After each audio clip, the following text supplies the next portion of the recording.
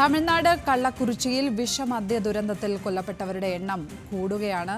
നിലവിൽ മരണസംഖ്യ 36 കടന്നു. ചികിത്സയിലുള്ളവരുടെ എണ്ണവും കൂടുന്നു. കളക്ടർക്കെതിരെയും കമ്മീഷണർക്കെതിരെയും നടപടിയെടുത്ത് തമിഴ്നാട് സർക്കാർ. CBCID അന്വേഷണത്തിന് മുഖ്യമന്ത്രിയുടെ നിർദ്ദേശമുണ്ട്. എഡ്വിൻ പൗലോസ് ചേരുന്നു വിവരങ്ങളുമായി. എഡ്വിൻ, എന്താണിപ്പോൾ ഏറ്റവും ഒടുവിൽ നമുക്ക് ഈ കള്ളക്കുറിശി മദ്യ ദുരന്തവുമായി ബന്ധപ്പെട്ട് ലഭിക്കുന്ന വിവരങ്ങൾ? മരണസംഖ്യ 36 കടന്നു എന്നുള്ള വിവരം നേരത്തെ നമ്മൾ കൊടുക്കുകയുണ്ടായി. ചികിത്സയിലുള്ളവരൊക്കെ എവിടെയാണ് ഉള്ളത്? അവരുടെയൊക്കെ ആരോഗ്യനില ഏത് നിലയിലാണ് തുടരുന്നത് ഇപ്പോൾ? സൂചിപ്പിച്ചതുപോലെ തന്നെ മരണസംഖ്യ 36 എന്നുള്ളത് തന്നെയാണ് ഏറ്റവും വലിയ ആശങ്കയ്ക്ക് ഉളവാക്കുന്ന കാര്യം. അതായത് വേണ്ട ആരോഗ്യ സംവിധാനങ്ങളെല്ലാം തമിഴ്നാട് സർക്കാർ ഒരുക്കി എന്ന് പറയുമ്പോഴും ഉയർന്ന മരണസംഖ്യ വലിയൊരു പ്രതിസന്ധിയിലേക്ക് അല്ലെങ്കിൽ വലിയൊരു ആശങ്കയിലേക്ക് കൊണ്ടുപോകുന്നു എന്നുള്ളത് തന്നെയാണ് ഇതിലേറ്റവും ഭയാനകമായ ഒരു സാഹചര്യമായിട്ട് നമുക്ക് കാണാനുള്ളത്. അതായത് പുതുച്ചേരി, സേലം, വില്ലുപുരം എന്നിവിടങ്ങളിലെ സർക്കാർ ആശുപത്രികളിലും മറ്റുമാണ് മദ്യദുരന്തത്തിന് ഇരയായവർ ഇപ്പോൾ നിലവിൽ ചികിത്സയിലുള്ളത്. ഇതിൽ പലരുടെയും നില വരെ ഗുരുതരമായി തന്നെ തുടരുകയാണ് എന്നുള്ളത് തന്നെയാണ് നമുക്ക് ഏറ്റവും പുതുതായി അറിയാൻ കഴിയുന്ന സാഹചര്യം. വ്യാജമദ്യ വിൽപ്പന നടത്തിയിരുന്ന ഗോവിന്ദരാജ് എന്ന് പറയുന്ന ആളെ പോലീസ് ഉടൻ തന്നെ അറസ്റ്റ് ചെയ്യുകയും അതിൽ നിന്ന് ഏകദേശം 200 ലിറ്ററോളം വ്യാജമദ്യം പിടിച്ചെടുക്കുകയും ചെയ്തിരുന്നു.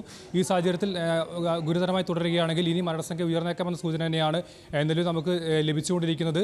കളക്ടർക്കെതിരെയുള്ള നടപടി സ്വീകരിക്കുക, അതോടൊപ്പം തന്നെ CBCID അന്വേഷണം പ്രഖ്യാപിച്ചടക്കമുള്ള കാര്യങ്ങളിൽ തമിഴ്നാട് സർക്കാരും വേണ്ട രീതിയിലുള്ള നടപടികൾ സ്വീകരിച്ചു പോകുന്നു.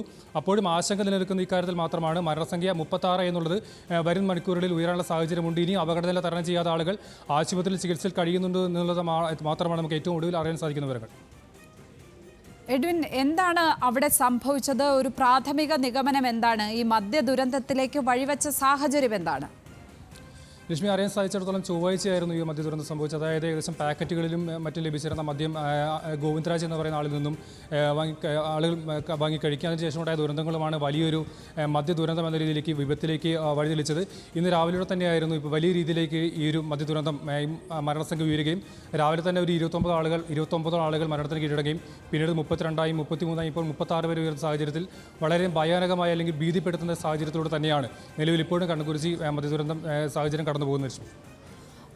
അതിനിടയ്ക്ക് എഡ്വിൻ, ഈ എക്സൈസ് മന്ത്രി തങ്കം തെന്നരസ് ഈ മരണങ്ങളുടെ പൂർണ്ണ ഉത്തരവാദിത്വം, ഈ ദുരന്തത്തിൻ്റെ പൂർണ്ണ ഉത്തരവാദിത്വം ഏറ്റെടുക്കണമെന്നുള്ള രാഷ്ട്രീയ ആരോപണം ഇതിനോടകം തന്നെ തമിഴ്നാട് BJP അധ്യക്ഷൻ അണ്ണാമല ഉന്നയിച്ചു കഴിഞ്ഞിരിക്കുന്നു. അത് ഈ ഒരു മദ്യ ദുരന്തം തമിഴ്നാട്ടിൽ വലിയ രാഷ്ട്രീയ വിഷയമായി മാറും എന്ന കാര്യം ഉറപ്പ് തന്നെയാണല്ലേ?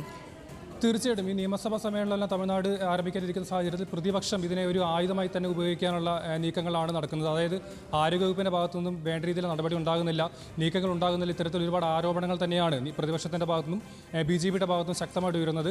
കാരണം നമുക്കറിയാം, ഈ മരണസംഖ്യ ഉയരുന്നു, ഈ വേണ്ട മുന്നൊരുക്കങ്ങളെല്ലാം തമിഴ്നാട് സർക്കാർ ഒരുക്കി എന്ന് പറയുമ്പോഴും ഈ മരണസംഖ്യ ഉയരുന്നത് ആശങ്കയെ നിലനിർത്തി തന്നെ പ്രതിപക്ഷം ശക്തമായ ആയുധമായിട്ട് ഇതിനെ ഉപയോഗിക്കാൻ തന്നെയാണ് നിലവിൽ തീരുമാനിച്ചിരിക്കുന്നത്. അത്തരത്തിൽ തന്നെയാണ് BJP അണ്ണാമല അടക്കമുള്ള BJP നേതാക്കൾ ഉറപ്പായ പ്രതിപക്ഷവും ശക്തമായി തന്നെ ഇതിനെ രാഷ്ട്രീയമായി തന്നെ ഉപയോഗിക്കാനുള്ള നീക്കത്തിലൂടെയാണ് കടന്നു പോകുന്നത്. കള്ളക്കുറിച്ചി മദ്യ ദുരന്തത്തിൽ മരിച്ചവരുടെ മരണസംഖ്യ ഏറുന്ന കാഴ്ചയാണിപ്പോൾ നമ്മൾ കാണുന്നത്. 36 കടന്നിരിക്കുന്നു മരണസംഖ്യ. ചികിത്സയിലുള്ളവരുടെ എണ്ണവും കൂടുന്നു. കളക്ടർക്കെതിരെയും കമ്മീഷണർക്കെതിരെയും നടപടിയെടുത്തിരിക്കുകയാണ് തമിഴ്നാട് സർക്കാർ. CBCID അന്വേഷണത്തിന് മുഖ്യമന്ത്രിയുടെ നിർദ്ദേശമുണ്ട്. എക്സൈസ് മന്ത്രി ഇതിൻ്റെ ഉത്തരവാദിത്തം ഏറ്റെടുത്ത് രാജിവെക്കണമെന്ന രാഷ്ട്രീയ ആരോപണം അപ്പോൾ തന്നെ മദ്യദുരന്തം നടന്ന പാടെ തന്നെ BJP അധ്യക്ഷൻ അണ്ണാമലൈ ഉന്നയിക്കുകയുണ്ടായി. ദിവസവേതനക്കാരും ലോഡിംഗ് തൊഴിലാളികളും അടക്കമുള്ള അതിസാധാരണക്കാരായ മനുഷ്യരാണ് ഈ മദ്യ ദുരന്തത്തിന് ഇരയായത് എന്നുള്ളതാണ് ഏറ്റവും സങ്കടകരമായ വസ്തുത. എഡ്വിൻ പൗലോസാണ് ന്യൂസ് ഡെസ്കിൽ നിന്നും വിശദാംശങ്ങൾ പങ്കുവച്ചത്.